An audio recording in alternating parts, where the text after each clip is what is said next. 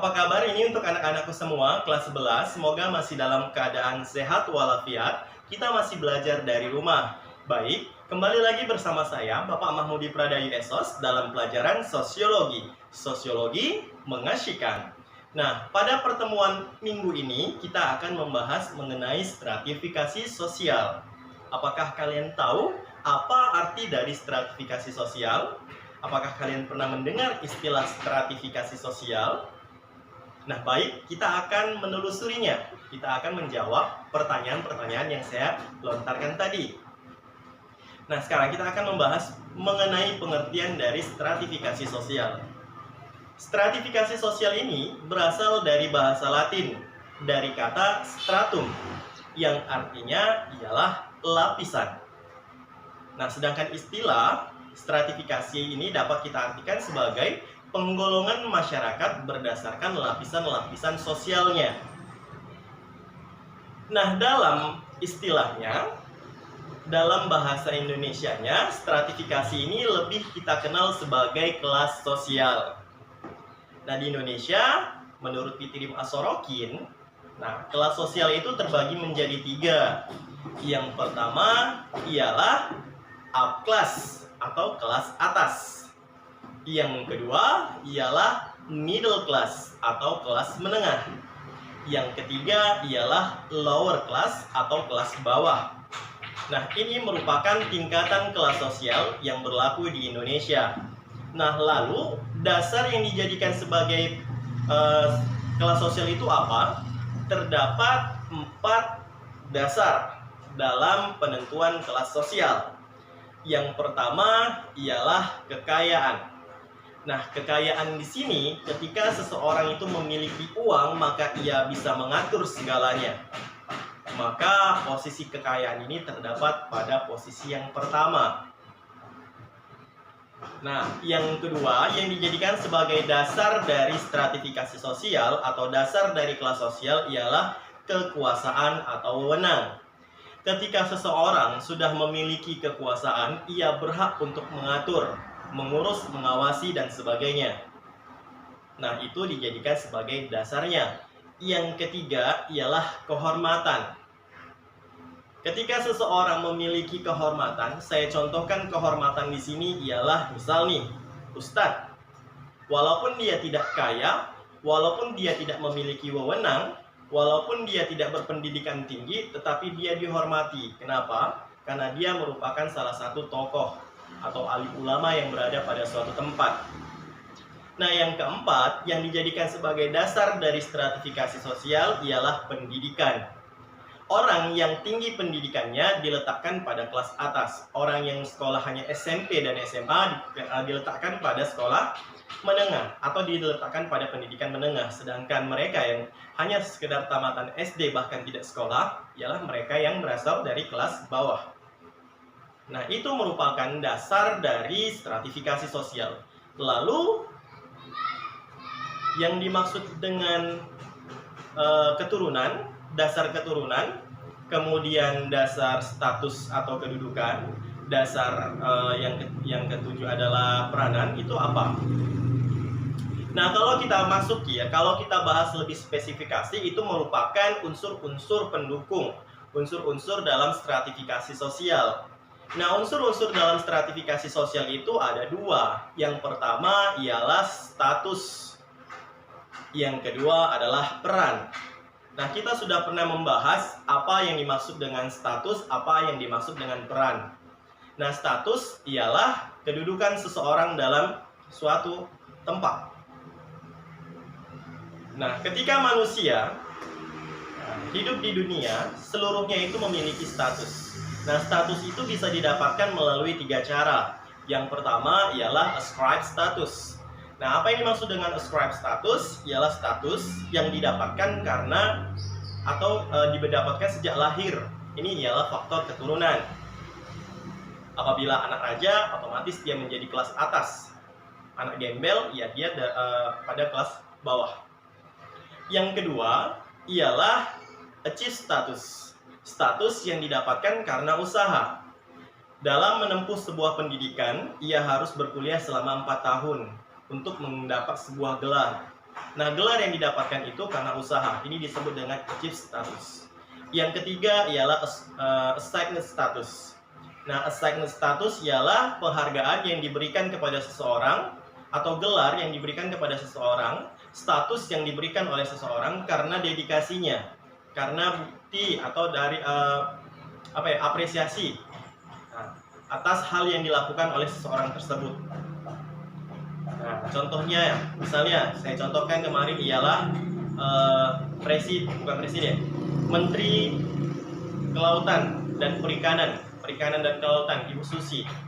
Dia mendapatkan gelar doktor dari Institut Teknologi Surabaya. Karena apa? Karena dedikasinya ketika menjabat sebagai menteri itu kinerjanya bagus, sehingga dia tanpa kuliah mendapatkan gelar doktor. Nah, itu merupakan unsur pendukung dari stratifikasi sosial. Nah, selanjutnya yang dimaksud dengan peranan itu apa? Peranan itu ialah aktivitas atau tindakan yang dilakukan oleh seseorang menunjang statusnya. Apa statusnya, peranannya yang dilakukan? Saya seorang guru, status saya ialah guru, maka peranan saya ialah mengajarkan terhadap siswa-siswi saya.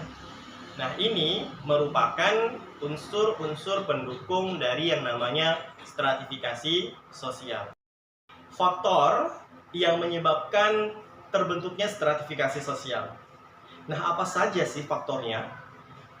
Faktor yang menyebabkan terjadinya stratifikasi sosial atau kelas sosial itu terbagi menjadi 3. Yang pertama ialah karena perbedaan ras dan kebudayaan. Ketika seseorang lebih menjunjung tinggi kebudayaan dan rasnya masing-masing, maka secara otomatis mereka akan membentuk sebuah kelompok-kelompok tertentu. Yang mana kelompok mereka itu hanya berlaku ya pada kelompok mereka saja, tidak berlaku untuk yang lain-lainnya, tidak mengalami perkembangan. Nah, maka akan terjadi sebuah lapisan masyarakat. Yang kedua, karena beban tugasnya. Manusia memiliki beban tugas yang berbeda-beda.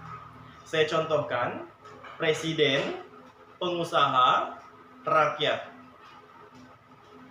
Nah, sekarang kita lihat jelas sekali penggolongannya. Presiden, DPR, pemerintah kita masukkan. Ialah high class, kelas atas, mendukung yang dilakukan oleh para pengusaha yang berada di bawah mereka. Sejatinya, rakyat yang dijadikan korban sebagai rakyat bawah atau kelas bawah. Nah, ini kenapa? Karena pembagian tugas mereka yang berbeda.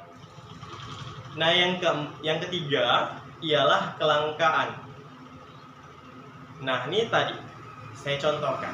Dasar pembentukan dari kelas sosial itu dasarnya salah satunya ialah kehormatan. Nah, kelangkaan di sini bisa terjadi di kehormatan. Seorang ustadz nggak mudah menjadi seorang ustadz. Menjadi seorang pendeta tidak mudah. Harus ada beberapa hal yang harus dimiliki oleh seseorang tersebut. Nah, itu langka. Bisa dari 10 orang mungkin hanya 2 saja. Sedangkan yang 8 ialah biasa-biasa saja.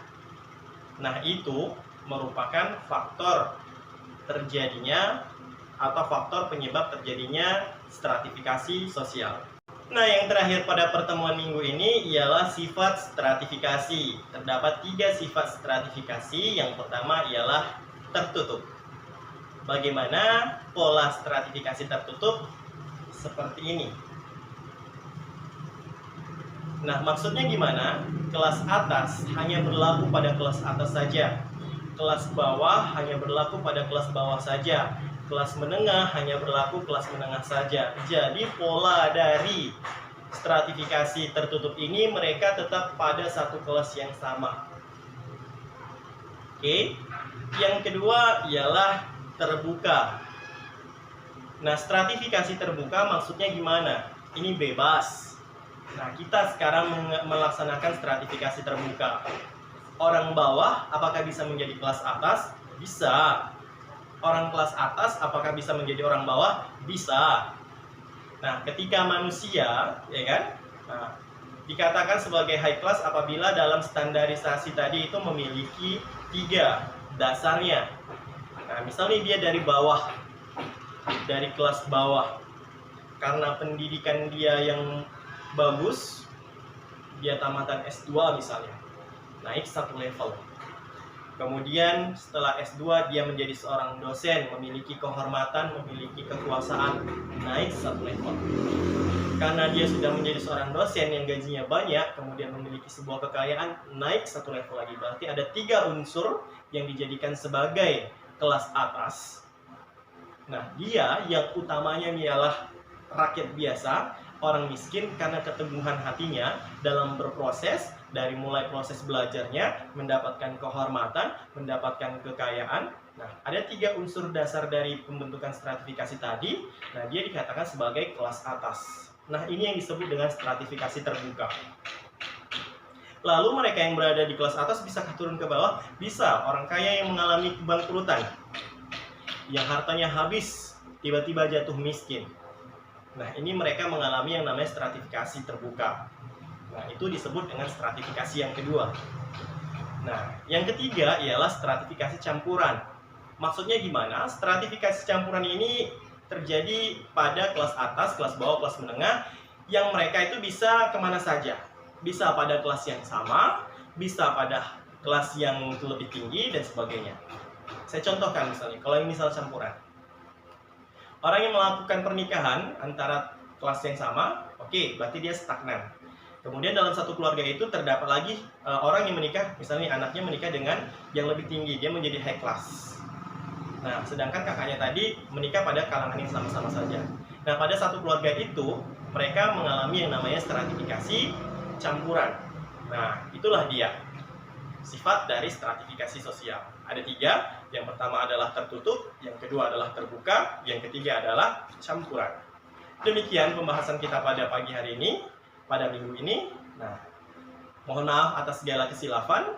Apabila terdapat kesalahan itu berasal dari saya, silahkan dikoreksi, silahkan tulis di kolom komentar. Ingat, jangan sekedar absen hanya sekedar kepentingan absen, tetapi pergunakanlah video pembelajaran ini sesuai dengan semestinya, menjadikan kalian atau menjadikan sebagai media belajar kalian, pengganti belajar dari sekolah.